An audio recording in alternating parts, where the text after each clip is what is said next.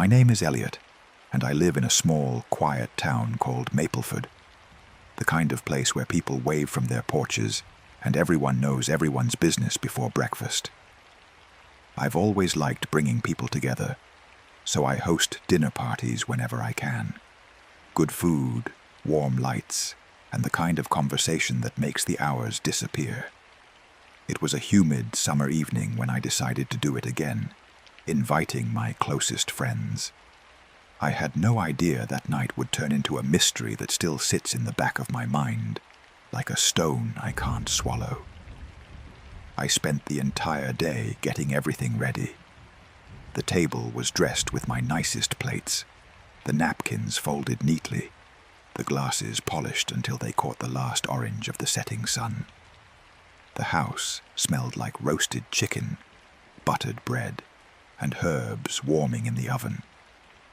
Outside, the sky was turning gold, and the light came in through the windows like it was trying to make everything feel safe. My friends arrived one by one. Maya, Ethan, Nora, and Caleb. The same familiar faces I'd known for years. And with them came someone new, Gavin, a man who had moved to town recently. Gavin was hard to read, quiet, careful with his words. He smiled politely but didn't linger in it. Still, I thought it would be good to include him, to make him feel welcome. He seemed genuinely grateful to be invited, and I told myself he simply needed time to relax around us. Dinner went smoothly. We laughed, we traded stories, we complimented the food, we teased each other about old memories, the kind of night that feels ordinary in the best way. After dessert, we moved to the living room with coffee and lingering sweetness on our tongues, talking like we always did, half joking, half confessing things we didn't say during busy weeks. Gavin stayed unusually quiet, but I didn't push it. Some people take longer. Some people hate being the new one. I figured he'd open up eventually. But as the evening stretched on, something in him changed. It wasn't dramatic at first, just small things I noticed because I was watching him now. His jaw tightening, his fingers tapping against his knee, then stopping as if he'd caught himself. His eyes sliding away whenever someone looked directly at him. He didn't laugh anymore. He barely spoke. I kept thinking, maybe he's tired. Maybe something reminded him of home. Maybe he's just uncomfortable. I didn't want to embarrass him by asking in front of everyone, so I waited for a moment to speak to him privately. I never got the chance. Gavin stood up so suddenly his chair scraped the floor. The sound cut through the room like a warning. He muttered something under his breath, something about needing to go. And before anyone could respond, he was already moving, already heading for the door. "Gavin," I started, but he didn't stop. He stepped outside and slammed the door behind him so hard, the picture frame by the entryway rattled. For a few seconds, we just sat there. No one knew what to say. Even the house felt different, like the warmth had drained out and left only a hollow quiet. Eventually, we tried to move past it. We kept talking, but the rhythm was gone. People laughed a little too late, spoke a little too carefully. When the night ended, my friends said goodbye with confused faces, still trying to understand what had just happened. The next morning, the feeling wouldn't leave me. That sense that something had gone wrong in a way I couldn't name. I told myself it was the decent thing to do. Check on him, make sure he was all right. Apologize if I'd unknowingly pushed a nerve. I walked to his house. His car sat in the driveway, exactly where it should have been, but no one answered my knock. I waited longer than I meant to. Knocked again. Nothing. The curtains didn't shift. No footsteps. No voice from inside. I left, telling myself he needed space. A few days passed. Still nothing. I asked my friends. None of them had seen him. No one had heard from him. In a town like Mapleford, that starts to feel impossible. I called the police and reported him missing. They took my statement, asked about the dinner, his mood, the moment he left. They said they'd look into it. They sounded calm, practiced, like people who had learned not to promise anything they couldn't deliver. Weeks turned into months. The police searched his place, talked to neighbors, ran through leads that went nowhere. And it was as if Gavin had simply stepped out of his life and never stepped back in. We were left with questions that didn't fit together. Where would he go without telling anyone? Why leave like that? Why keep his car? Why disappear in a town that notices everything? At night, I replayed the dinner again and again, searching for the exact moment something shifted. I wondered if I'd missed a sign. Some glance, some flinch, some quiet plea hidden inside his silence. I started to feel responsible in a way that didn't make sense, as if inviting him into my home had somehow dragged him toward whatever ended up swallowing him. So I began digging into his past on my own. I learned he'd moved to Mapleford after a messy breakup, that he wanted a clean start. He didn't have family nearby. He didn't have many friends. The more I learned, the more it bothered me how little I'd known about him, how easy it had been to place him at my table and assume that was enough. Not long after that, the nights changed for me too. The first time I heard it, I was alone in my house. A faint rustling outside, like someone moving through shrubs along the side yard. I peered out the window, heart thudding, but the street was dark and empty. The sound stopped, and I tried to laugh it off as an animal. Then it happened again, and again. Soft footsteps where there shouldn't be footsteps. A whispering sound that didn't become words, only the suggestion of them. The unmistakable feeling of being watched, of someone standing just beyond the edge of what the porch light could reach. Sleep became thin and broken. I'd wake up with my pulse already racing, listening for a sound that might not come, staring at corners that looked too deep in the dark. One evening, driven by a restless anger I couldn't admit out loud, I went back to Gavin's house. The police had already been through it, but I didn't believe they'd truly seen it the way I would. I wasn't looking for evidence like a detective. I was looking for meaning. And that's when I found it, tucked where you'd only notice if you were searching without a checklist. An old journal. The pages were filled with his thoughts, messy, raw, and steadily growing darker. He wrote about feeling out of place, not just in Mapleford, but in life itself. He wrote about strangers' faces lingering too long, about patterns that didn't feel like coincidence. The later entries turned paranoid, tense, afraid, like he was losing sleep the way I was now. The last entry was dated the night of my dinner party. It said, "I can't escape it. It's always watching, always waiting. I have to leave before it's too late." Reading it made my skin prickle. The words felt too close to the feeling I'd been living with, too similar to the nights of footsteps and whispers outside my own home. I gave the journal to the police. They read it, took notes, thanked me. But it didn't give them what they needed. No names, no places, no clear threat they could chase. Eventually, even their questions slowed. The trail went cold. Time passed. For everyone else, the memory of that dinner faded into an unsettling story they told less and less. But for me, it never truly faded. Some nights I still catch myself at the window, listening into the dark, wondering if Gavin is out there somewhere, lost, terrified, running from something only he understood. And I wonder, too, if whatever chased him simply found a new place to stand, The dinner party ended like any other for the rest of us. But it left a shadow over my life. A reminder that the most ordinary nights can crack open into something you can't explain.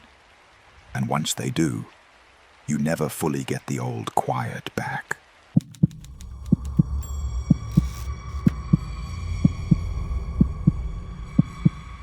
A few years ago, my son Ryan was brought home late at night by his friend Cole. Ryan was 19 at the time, old enough to insist he was fine, young enough to forget where the line was. I was already in bed when I heard the front door open, the kind of sound that snaps you awake because it's wrong at that hour. I got up fast, barefoot, heart already tight, moving down the hall toward the stairs. In the living room, I saw Cole struggling to hold Ryan upright. Ryan's body sagged, his head lolling to the side. His clothes were rumpled, his eyes half-closed, his breath thick with alcohol. Cole, tall and broad-shouldered, handled his weight like it was nothing. "Sorry about this," Cole said. His voice was steady, almost too steady. Ryan had a bit too much to drink. My worry swallowed everything else. Any frustration I might have felt got buried under one thought. Get him safe. Get him upstairs. "Let's get him to his room," I said, moving in to help. Together we managed to get Ryan up the stairs. He mumbled nonsense, the words sliding into each other. I pulled off his shoes, eased him onto the bed, and tucked him in like he was a child again, hoping sleep would do what time always does. Erase the worst of the night. Cole stood in the doorway watching for a moment. His expression didn't quite match the situation.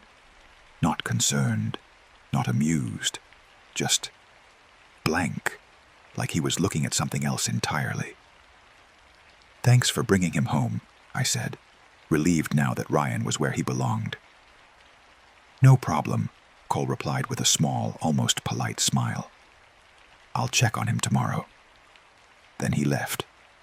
The next day, Ryan was groggy, but all right. He didn't remember much, just vague flashes of being out with friends, laughing, drinking too much, and then nothing. We chalked it up to a typical mistake, a hard lesson that would fade into embarrassment and become a joke later. Life moved on. A year later, everything changed. One evening, I was watching the news when a breaking story made my stomach drop. The reporter stood outside a hotel, speaking with that careful seriousness they use when they're trying not to panic the public. "A young man was found dead in his hotel room earlier today," the reporter said. "The victim, whose name has not been released, was reportedly checked into the hotel by a friend the previous night. Police are now searching for the friend, who is considered a suspect." My skin went cold because the details felt too familiar, like someone had taken a piece of my own memory and dropped it into a new, brutal shape. Then the reporter continued. "According to witnesses, the suspect was seen leaving the hotel early this morning. Police have released this sketch." The screen changed to a drawing, and I stared at it, unable to breathe properly, because the face looked disturbingly like Cole. I called Ryan immediately. He answered on the third ring, half asleep. "Turn on the news," I said, voice shaking. "Right now. You need to see this." A few minutes later, he called back. He didn't sound sleepy anymore. He sounded like someone had punched the air out of him. "What do we do?" he whispered. "I don't know," I admitted, mind racing, hands trembling around the phone. "But we need to call the police." We did. Detectives came to our house. They asked questions, took notes, watched our faces like they were measuring truth. Ryan told them about Cole, about their friendship, about the night Cole brought him home. He repeated it again and again, as if the right order of words might make it less real. Days turned into weeks, Cole's face was everywhere. News segments, social media posts, whispered conversations at the grocery store.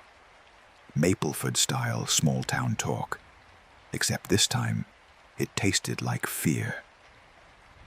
The more I heard, the worse it got. Cole hadn't only gotten his friend drunk, he'd checked him into a hotel, and by morning, the friend was dead.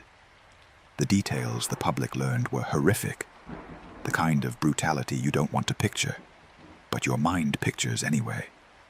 Ryan changed after that. He withdrew, stayed in his room, stared at walls like they were showing him something no one else could see.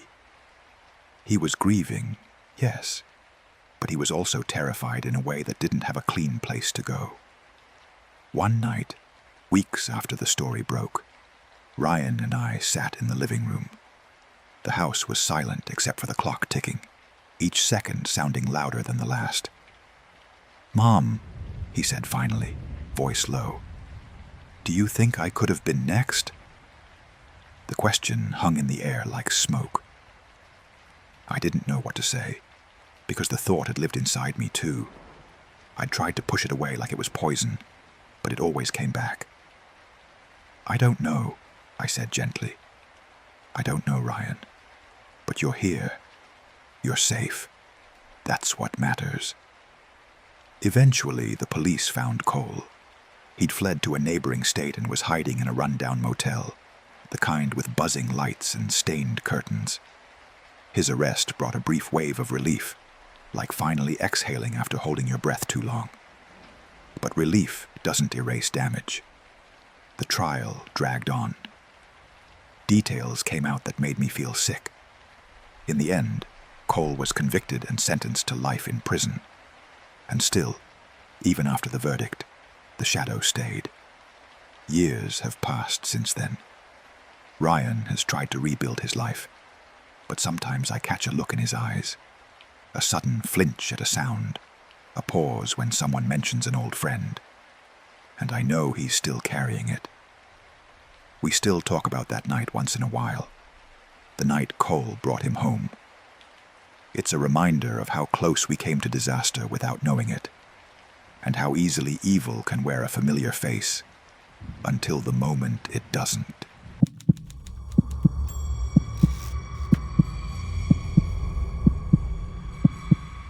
Last October, my friends and I decided to go for a night drive.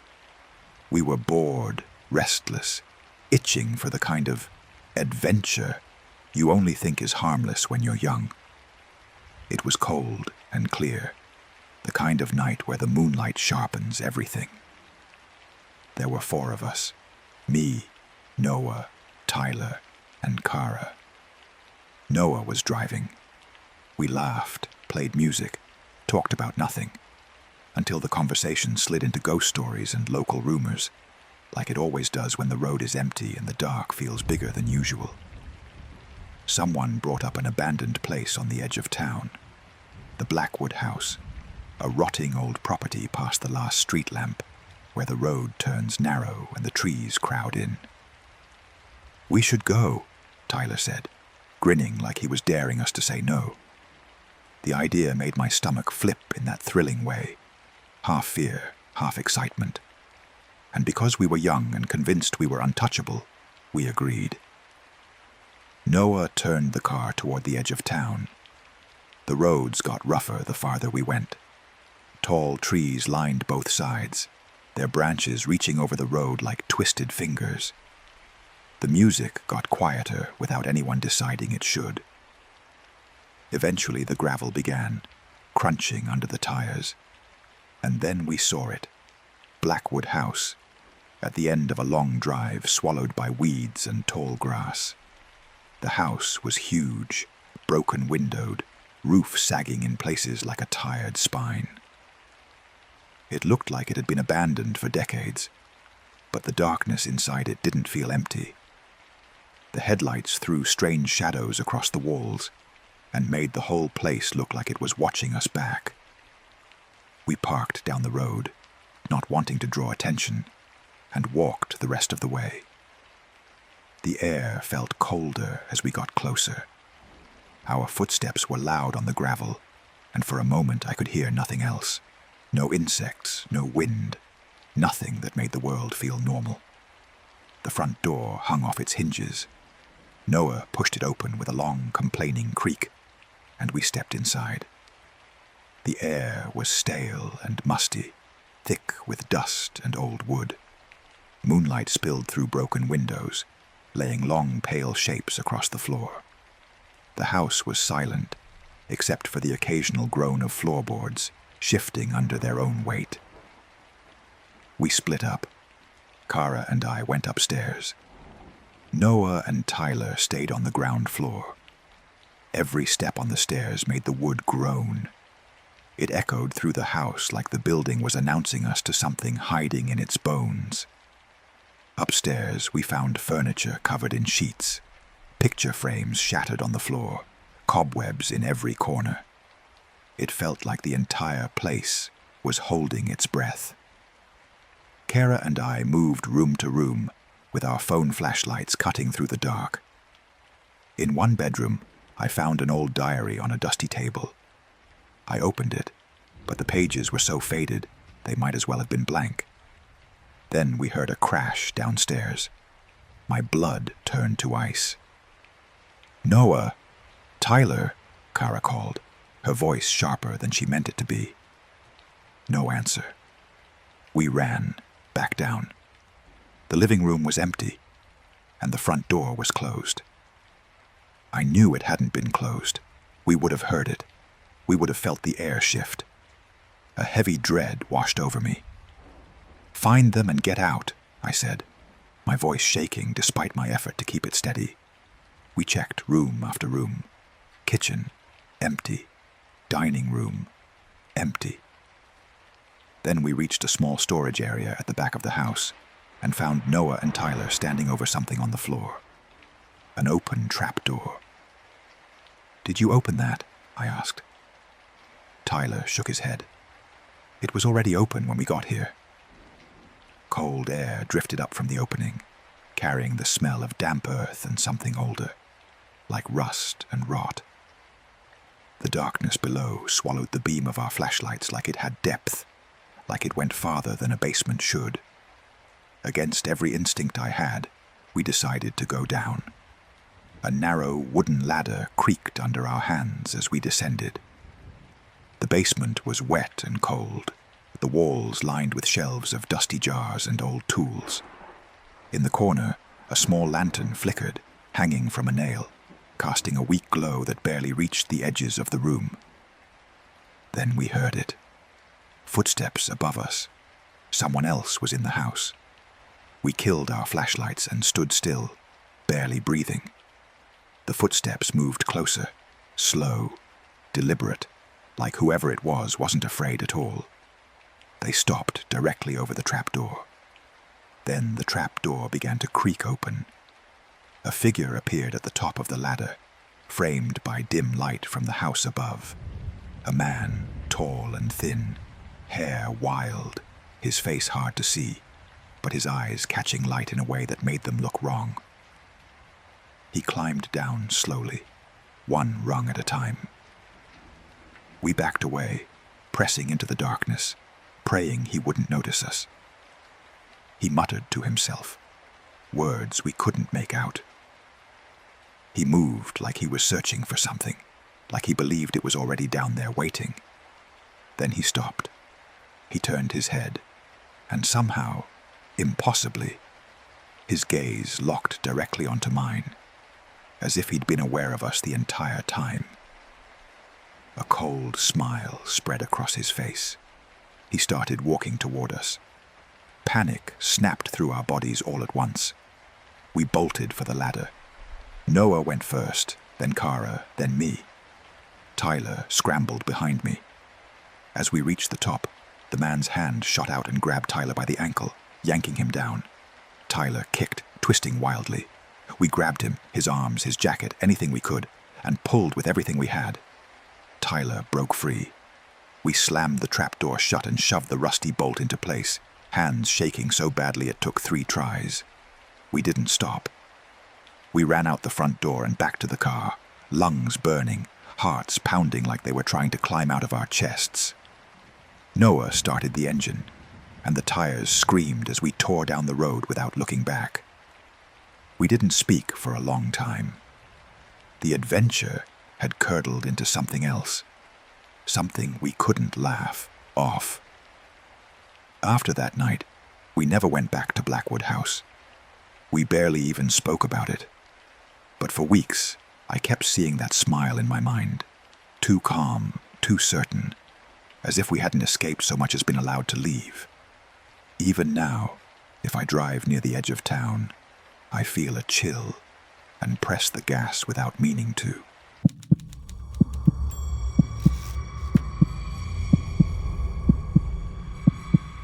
I worked the night shift at a quiet gas station in coastal Maine.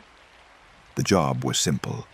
Stock shelves, wipe counters, clean up, run the register. Most nights were calm, just a few customers stopping for fuel or a snack, headlights sweeping across the windows, and then disappearing back into the dark. One night, as I was getting ready to close, the air felt different. A strange stillness, like the world had paused. I tried to brush it off as nerves or fatigue, the kind that comes with staring at fluorescent lights too long. Near midnight, an old car rolled up to the pump. An elderly man stepped out. He wore khakis and a button-down shirt, his white hair neatly combed. He moved slowly, but with a deliberate grace, like every motion had been practiced. He walked into the store, and I greeted him the way I always did. "Good evening, sir. How can I help you?" He nodded politely and began browsing the aisles, scanning the shelves without really focusing on anything. I went back to wiping down the counter and straightening the magazines, trying not to stare. After a few minutes, he approached the counter with a bottle of water and a pack of gum. "Will that be all?" I asked as I rang up his items. He nodded again, his eyes fixed on mine. Something about his stare unsettled me, but I couldn't explain why, like he was looking straight through me instead of at me. When I handed him his change, he suddenly reached out and gripped my wrist. His hand was ice cold, the kind of cold that doesn't feel normal on skin. A shiver shot up my arm and into my neck. "Hell is a real place," he said, in a low, gravelly voice. "And the devil's already got his hand on you, girl. Be careful." I froze. I just stared at him, shocked, my mind scrambling for a response that wouldn't come. His words sat in the air, heavy and wrong. Then, as if nothing had happened, he released my wrist, picked up his items, and walked out without another word. I watched from behind the counter as he got into his car and drove away. His taillights faded until they were swallowed by the darkness. For a long moment, I stood there with my heart pounding, his warning echoing in my skull. I tried to shake it off and go back to work, but the unease clung to me like static. I finished my shift and locked up the store, but I couldn't stop thinking about him. What did he mean? Why would he say that to a stranger? And why did it feel like he meant every word? On the drive home, I kept checking my rearview mirror, half expecting to see his car tailing me. The night looked darker than usual, and every shadow on the road felt like it had weight. When I reached my apartment, I locked the door behind me immediately and went window to window, making sure everything was shut and latched. That night, sleep didn't come easily. Every creak and groan of the building made me tense. I couldn't shake the sensation that someone was watching me, and his warning threaded itself into my dreams until I woke up sweating, over and over. The next day, I told my coworker what happened. He laughed and said the old man was probably just some harmless weirdo. I wanted to believe that. I really did. But the feeling wouldn't leave, like there was a heavy pressure on my chest, like a storm cloud hanging right above me that nobody else could see. Days turned into weeks. The memory started to fade at the edges, and life kept moving. But every time I worked the night shift, the store felt different, too quiet, too hollow. Then one night, while I was restocking shelves, I heard it. A whisper. I turned around fast, expecting to see someone standing behind me, but the store was empty. I told myself it was my imagination, forced a laugh under my breath, and went back to work. The whisper came again, and again. It grew louder, more insistent, as if it was circling me. The sound seemed to come from everywhere at once, behind the coolers, near the door, right beside my ear. I couldn't make out the words, but the tone made my stomach tighten. The lights flickered, just once, but long enough to throw strange shadows across the walls. Then I felt a cold hand settle on my shoulder. I spun around. No one. My breathing turned shallow. Panic rushed in hot and fast. The whispers swelled until they filled my ears with a relentless murmur. I ran to the front counter and grabbed my phone, calling my coworker with trembling fingers. It rang and rang. No answer. I glanced at the clock. Almost midnight. The old man's warning slammed back into my mind, like a door kicked open. That's when the door chime rang. I turned toward the entrance and saw a figure standing in the doorway. It was him, the same old man, eyes locked on mine, stepping into the store with slow, measured footsteps that echoed in the empty space. "Hell is a real place," he said again, voice like gravel. "And the devil's already got his hand on you, girl. Be careful." I backed away, my heart hammering. His gaze didn't blink. It felt like he was pinning me in place. He reached out and grabbed my wrist again, cold, firm, unyielding. "Be careful," he repeated, softer now. Almost a whisper. Something in me snapped. I yanked my arm free and stumbled backward, terror surging so hard, my vision blurred. I turned and ran out of the store, not stopping until I was in my car. I drove home in a daze, his words repeating in my head like a chant I couldn't shut off.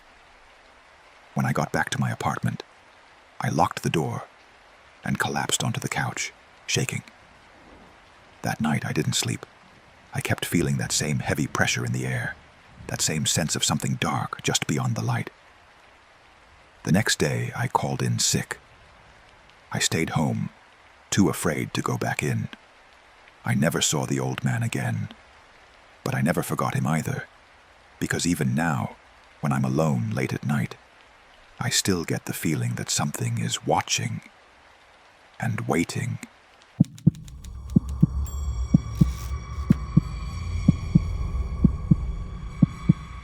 My name is Derek, and I've always liked taking my family on small getaways. We live in the city, so once in a while we escape to the countryside just to breathe quieter air and pretend, for a weekend, that the world can't reach us. One summer, I rented an old farmhouse through a vacation rental site. The listing looked perfect. Big yard, rustic charm, antique furniture, and even a pool. It sounded like the kind of place where your shoulders drop the second you arrive. My wife, Elena, who was 34, and our two kids, Milo, 10, and Sadie, 8, were excited before we even turned off the highway. We arrived on a bright Friday afternoon. The farmhouse sat at the end of a long gravel road, surrounded by trees that leaned in close, as if they were trying to hide the property from anyone passing by. The porch was wide, the wooden steps creaking under our feet. Inside, the rooms felt like stepping into another decade. Old photographs on the walls, heavy furniture, that faint smell of dust and pine. After unpacking, we spent the evening by the pool. The kids splashed and laughed while Elena and I sat on the edge, our feet in the cold water, letting the quiet settle into us. The air was fresh. The only sounds were the kids' voices and the soft rustling of leaves. When night fell, we put a few lights around the pool area and ate dinner outside.